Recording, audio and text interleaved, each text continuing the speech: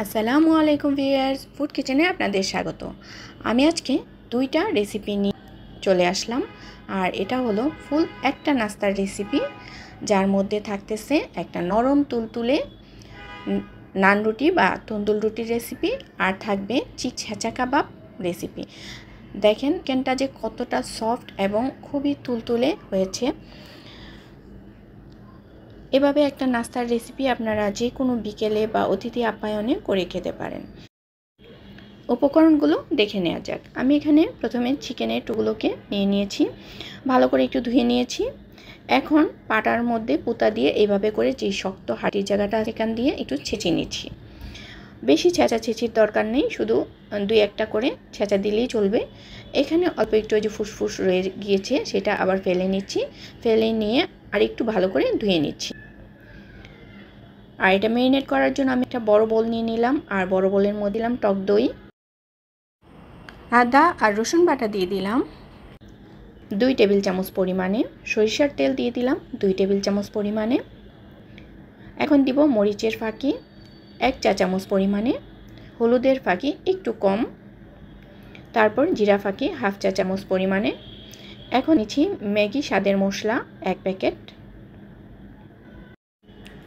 দইয়ের সাথে শুকনো উপকরণগুলো একটু মিলিয়ে নিচ্ছি। এখন দিয়ে দিব লবণ 1 চা চামচ পরিমাণে, সাদা ভিনেগার 1 মক্কা বা 1 টেবিল চামচ পরিমাণে, সয়া সস দিয়ে নিচ্ছি 2 টেবিল চামচ পরিমাণে, লেবুর রস দিয়ে নিচ্ছি একটা লেবুর 4 ভাগের 1 ভাগ। আবার সবগুলো উপকরণ একটু মিলিয়ে নিচ্ছি। এখন আগে থাকতে ধুয়ে রাখা চিকেনগুলো এই মশলার গায়ে ভালো করে মাখিয়ে নিচ্ছি।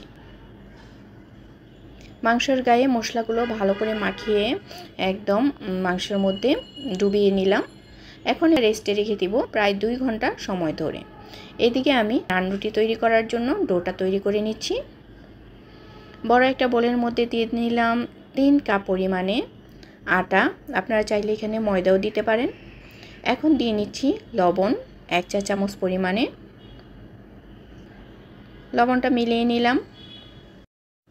এখন দিয়ে দিব চিনি 2 টেবিল চামচ পরিমাণে, ইস্ট দিয়ে দিব 1 চা চামচ পরিমাণে। এখন শুকনো উপকরণগুলো একটু মিলিয়ে নিচ্ছি। এই পর্যায়ে দিয়ে দিব সয়াবিন তেল 3 টেবিল চামচ পরিমাণে, আপনারা 4 টেবিল চামচ সয়াবিন তেল আর 1 টেবিল চামচ ঘিও দিতে পারেন। 1 কাপ কুসুম গরম পানি নিয়ে নিয়েছি। আটার মধ্যে অল্প অল্প করে দিয়ে হাত দিয়ে ভালো করে মিশিয়ে একটা সফট ডো তৈরি করে নিতে হবে।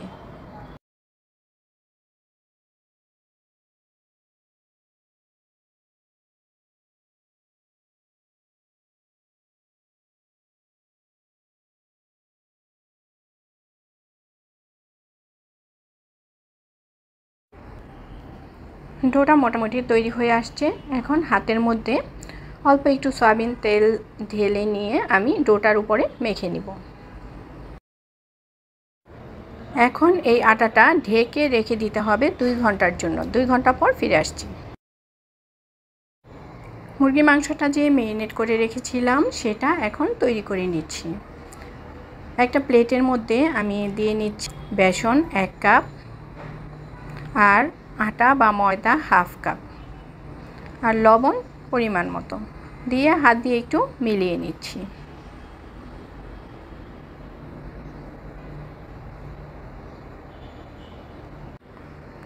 এখন একটা একটা করে চিকেন মশলা থেকে উঠিয়ে এই যে আমি আটার যে মিশ্রণটা রেডি করেছি সেটার মধ্যে দিয়ে এপিট ওপিট করে গড়িয়ে নিতে হবে।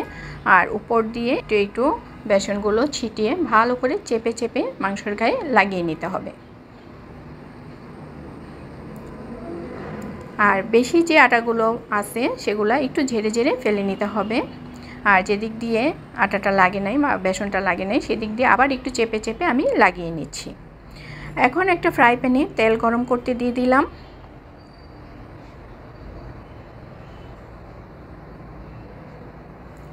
তেলটা গরম হলে আমি যে চিকেনটা আটা দিয়ে রেখেছি সেটা আস্তে করে ছেড়ে দিলাম। আমি এখানে আরও কয়েক পিস দিয়ে নিচ্ছি।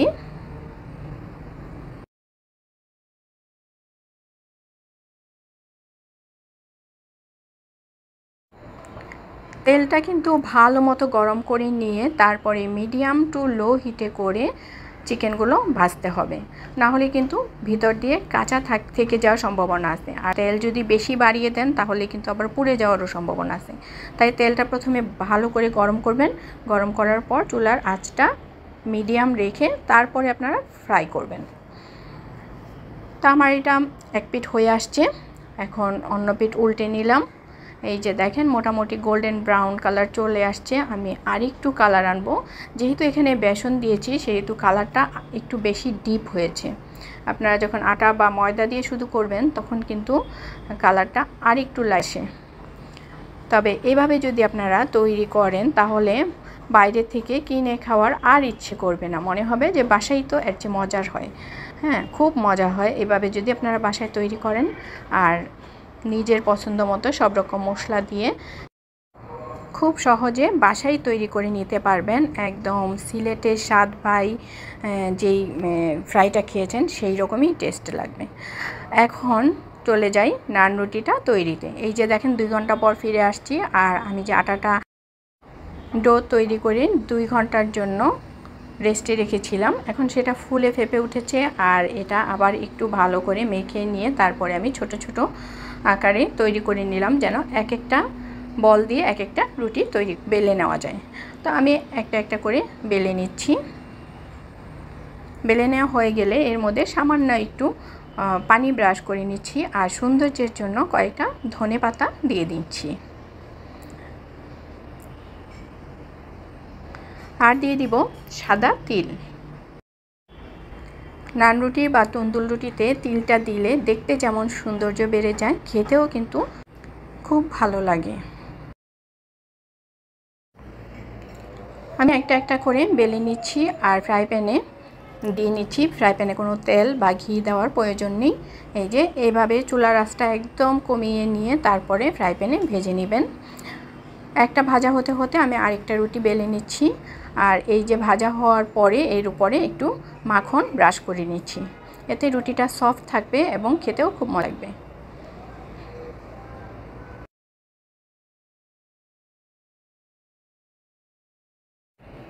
রুটিটা এক পিঠ ভাজা হয়ে আসলে আরেক পিঠ উল্টে ভেজে নিচ্ছি। তা আমি এক এক করে সবগুলো এরকম করে তৈরি করে নিচ্ছি। আমার এই সহজ রেসিপিগুলো আপনাদের কাছে কেমন লাগে প্লিজ একটু কমেন্ট করে জানাবেন। আর যদি রেসিপিগুলো ভালো লাগে তাহলে ফ্রেন্ডস অ্যান্ড ফ্যামিলির সাথে শেয়ার করবেন। আমি একটা একটা করে এরকম করে সবগুলো তৈরি করে নিলাম। এই রুটিগুলো কিন্তু খুবই সফট হয়েছে।